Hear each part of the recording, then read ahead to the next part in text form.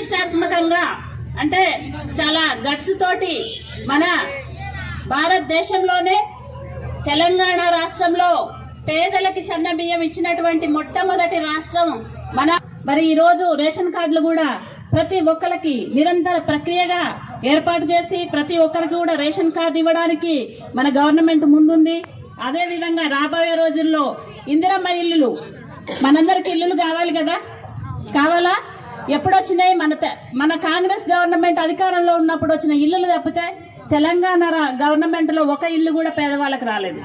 ఆ రోజు రాజశేఖర రెడ్డి గారు ఉన్నప్పుడు పేదల కోసం పనిచేసిన పార్టీ మన పార్టీ. ఎప్పుడు కూడా పేదల కోసం పనిచేస్తుంది.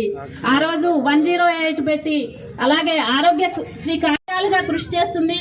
ఎందుకంటే గవర్నమెంట్ మన తెలంగాణ రాష్ట్రం ఏర్పడినప్పుడు ఆ రోజు లక్షల కోట్ల బడ్జెట్ ఇచ్చింది మన గవర్నమెంట్ కి, తెలంగాణ రాష్ట్రానికి. మన నాయకులు ఉమ్మడి కుటుంబం అందరూ కూడా మంత్రి పదవులు అనుభవించి 10 సంవత్సరాలు అన్ని పందికొక్కులు భోంచేసి మన ఇంట్లోకి ఒక పందికొక్కు జరబడితే ఏమవుతుంది? చిన్న వర్గాల కోసం పనిచేసేటువంటి పార్టీ. కాబట్టి మీరందరూ గుర్తుంచుకోవాలి, రాబోయే రోజుల్లో మీరందరూ మాకు అండగా ఉండాలి. మీకోసం పనిచేయడానికి ఉమ్మడి బాపూజీ నగర్ లో మరి పాతూరి ప్రసాద్ గారు ఉన్నారు, నేను నాగలక్ష్మి నేను ఉన్నాను. మీకు ఎటువంటి డోకా లేదు. మనకి ఒక లెజెండ్ ఎమ్మెల్యే గారు ఉన్నారు, మరి మన శంకరన్న ఉన్నాడు. శంకరన్న చాలా అనుభవజ్ఞుడు. మన కోసం ఏది చెప్పినా ఒక ఫోన్ కాల్ చేసినా గానీ మనకి పనిచేయడానికి అన్న సిద్ధంగా ఉంటాడు. ఈ రోజు మనకి అలాగే మన ఎంపీ గారు ఉన్నారు. నాయకులందరూ కూడా ఏ పనైనా సాధించడానికి ముందుంటారు. కాబట్టి చెప్పిన దాంట్లో కూడా చాలా వాస్తవం ఉంది. మరి ఎమ్మెల్యే గారు దీన్ని దృష్టిలో పెట్టుకొని మరి ఈ వార్డుని, ఎందుకంటే ఇది బడుగు బలహీన వర్గాల వార్డు ఇది. మరి పొద్దున్న లేస్తే సుతారి పనుకో కూలి పనుకో కాయ కష్టాలు చేసి బతికే జనాభా ఇక్కడ. మరి ఈ వార్డుని 2 వార్డుని మరి ఎమ్మెల్యే గారు కానీ ఎమ్మెల్సీ గారు కానీ మాకు ఏదైనా కానీ మా దృష్టి పెట్టి మా వార్డుల పైన మా వార్డును అభివృద్ధి చేయాలని మేము కోరుకుంటా ఉన్నాము. మరి ఇప్పటికే చాలా లేట్ అయింది, పెద్దలు మరి మాట్లాడేవాళ్ళు ఉన్నారు. మరి ఇంటికి పోయి ఆశా వర్కర్గా అందరినీ మన్ననలు పొందింది. తర్వాత రిపోర్టర్ గెలిచింది, ఈమె గెలిచే క్యాండిడేట్, అందుకోసం ఆమెను సెలెక్ట్ చేయడం జరిగింది. తర్వాత కౌన్సిలర్ అయింది. అదేవిధంగా 5 సంవత్సరాలు ఎన్ని ఒడిదుడుకులు వచ్చినా కాంగ్రెస్ పార్టీలో ఉన్నది, కాంగ్రెస్ పార్టీలో పనిచేసింది, మాకు తోడున్నది, కాంగ్రెస్ పార్టీని ముందు నడిపించింది. కాబట్టి ఆమెకు ధన్యవాదాలు తెలియజేస్తున్నాం. అదేవిధంగా ప్రసాద్ అన్న కూడా చాలా కేసులు పెట్టినా, ఎన్ని రకాల బెదిరింపులు వచ్చినా, ఎన్ని వచ్చినా కానీ పోలే. కాబట్టి వారందరికీ కూడా మేము పార్టీ పక్షాన, నేను జిల్లా పార్టీ అధ్యక్షునిగా ఎన్నో రకాలుగా ఆటో పని పబ్లిక్ చేసే పాపగా డిఎస్పీకి భయపడలేదు, నాయకులకు భయపడలేదు, ఎవరికి భయపడలేదు. ఎందుకు భయపడలేదంటే మాకు ఒక నీతి నిజాయితీ ఉన్నది, ఒక ధైర్యం ఉన్నది. కాబట్టి ఎవరికి భయపడలేదు. తీసుకొచ్చి బయటకు ఉంచుకున్నాం. గేట్ వేయించిన పెద్ద గొడవైంది. నేను ఒక్కనే ఉన్నా, అలా 600 మంది ఉన్నారు, ఆయన భయపడలే. ఎవరికి సార్ డిఎస్పీ గారు పిలువురాబాయి డిఎస్పీలు ఎవరు పిలిస్తే మాకేం భయం. మనం కానుకగా మన రేవంత్ రెడ్డి గారికి ఇవ్వాలి. అదేవిధంగా మా రఘువీరెడ్డి గారు కూడా మనకు తోడుకున్నాడు. ఆయన కూడా సెంట్రల్లో ఒక మంచి పలుకుబడి ఉన్నది, రాష్ట్రంలో పలుకుబడి ఉన్నది. నువ్వు చెప్పే సిఎస్ఆర్ నిధులు ఆయన తీసుకొస్తానంటుండు. ఇలా మన ఏదైతే నాగలక్ష్మి ఉందో ఆమె అడిగిన కమ్యూనిటీ హాల్కు తప్పకుండా నా వంతుగా మా ఎమ్మెల్యే వంతుగా ఇద్దరం కలిసి ఆయన సిఎస్ఆర్ నిధులు ఉంటే తీసుకొచ్చి ఆమె అడిగినది అందరికీ ప్రయోజనం కలుగుతుంది. ఎందుకంటే ఇక్కడంతా అంతా చాలా పేదవారు కనబడతా ఉన్నారు. కానీ మనందరికీ కమ్యూనిటీ హాల్ అడిగింది కాబట్టి దాన్ని పూర్తి చేసే బాధ్యత మనం తీసుకుందాం. ఎంపీ గారు ఉంటారు, నేను ఉంటాం, ఎమ్మెల్యే గారు ఉంటారు, అందరం ఉంటాం.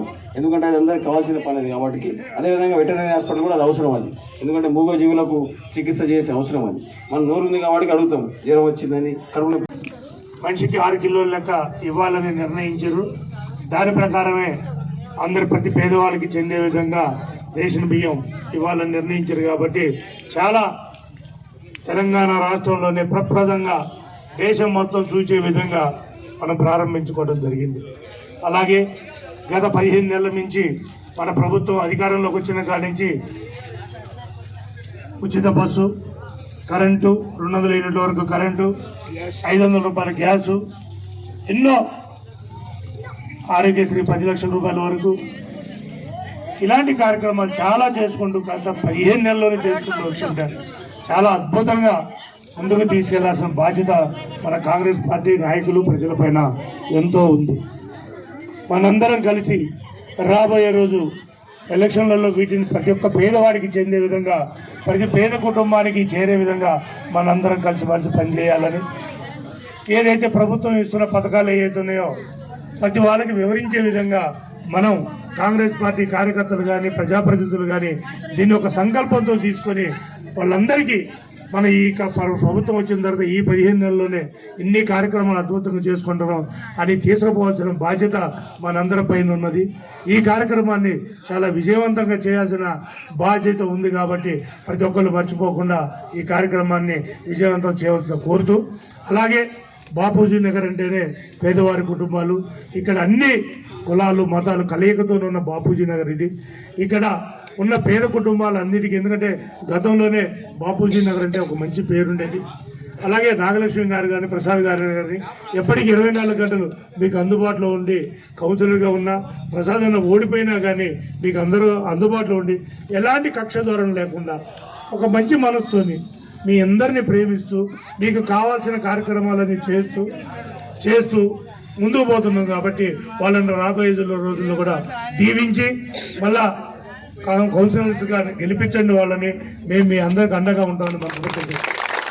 అలాగే నాగలక్ష్మి గారు అడిగినట్టు బాపూజీ నగర్లో ఉన్న రోడ్లకు కానీ, డ్రైనేజీ వ్యవస్థకు కానీ, కమిటీ హాల్కి కానీ మా హయాంలోనే పూర్తిగా వాటిని కట్టుబడి చేసి మీ అందరికీ అభివృద్ధి చేసే విధంగా ఉంటామని కూడా మనస్ఫూర్తిగా చెప్తున్నాను. ప్రతినిధులకి, కార్యకర్తలకి, పేదవారికి అండగా ఉండే విధంగా మనందరం కలిసి పనిచేస్తామని, దేశంలోనే ఈ సన్నబియ్య కార్యక్రమం నడుస్తుంది కాబట్టి దయచేసి ఈ కార్యక్రమాన్ని కూడా పేద ప్రజలకు ఎవరైతే మనం ఇస్తున్నామో వాళ్ళందరి ఇళ్ళకి వెళ్ళి మనం ఈ బియ్యం తీసుకుని ఇంటికి వెళ్ళి, ఇది ఇందిరమ్మ రాజ్యం, తెలంగాణ ప్రభుత్వం ప్రజాపాలన కార్యక్రమంలో మీ అందరికీ దొడ్డి బియ్యం రావట్లేదు, సన్న బియ్యం వస్తుంది, గుర్తించుకోండి. ఇది తెలంగాణ మొత్తం ఒక ఆదర్శమైన కార్యక్రమం కాబట్టి ప్రతి ఒక్కరు దీన్ని దీవించి అనుగ్రహించాలని మనస్ఫూర్తిగా కోరుకుంటూ నాకు ఈ అవకాశం ఇచ్చినందుకు మన కార్డు హోల్డర్కి ఇవ్వాలని కోరుకుంటున్నాను.